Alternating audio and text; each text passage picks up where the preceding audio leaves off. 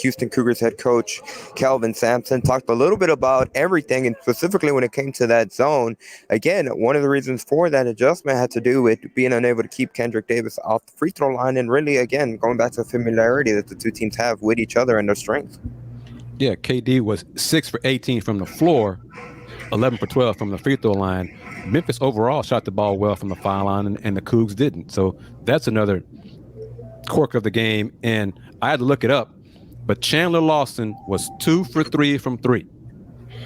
Before today, he was 3 for 7 for the whole season. 3 for 7 from 3.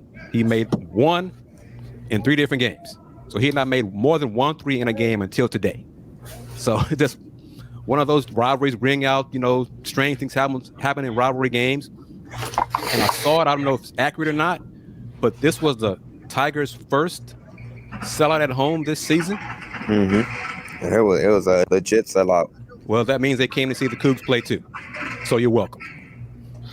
Yeah, one thing that stood out to me, Coach Sampson talked about, and which I mentioned before we got into that clip, was how you prepare so much to see Houston's man-to-man defense. That when they throw the zone at you unexpectedly, it really creates so much confusion and gets you out of rhythm because you just haven't prepared to see a zone from Houston. You didn't expect it. And so, yeah, I mean, he did a great job. I can't give him enough praise for his adjustment in doing that, because I watch so many games and so many coaches just stick to doing what it is that they do and been doing all year instead of making the adjustment and what the game calls for. And so that was huge, man. And the defense is the difference, whether it's zone or whether it's man-to-man. Now teams have to prepare that Houston can play zone along with their man-to-man defense, and they have multiple looks. And so this defense is going to carry Houston throughout this tournament for sure.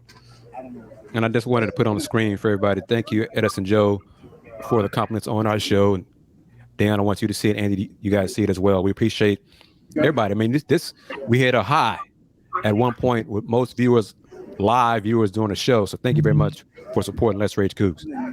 Absolutely. I can never say thank you enough.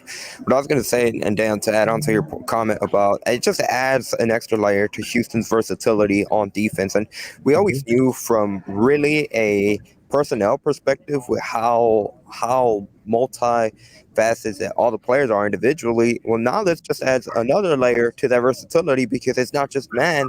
They've shown that not only can they play zone, they can do it effectively. And again, this is a Memphis team in crunch time, a very talented Memphis team that they did it against, and they show that they can excel it. And it's an example of the guys, the more they play zone, the better they do it. Because as Coach touched on it, there were times earlier in the season, the team looked just completely befuddled when they went to zone. But today, communication is so key. You got to know where your teammates are in the zone specifically, especially in the zone defense. But they did a very good job in the zone today against the Tigers. Yeah, they really did. And they looked comfortable, right to Chris's point. They looked prepared. They looked like it was going to be something they used, and it was effective.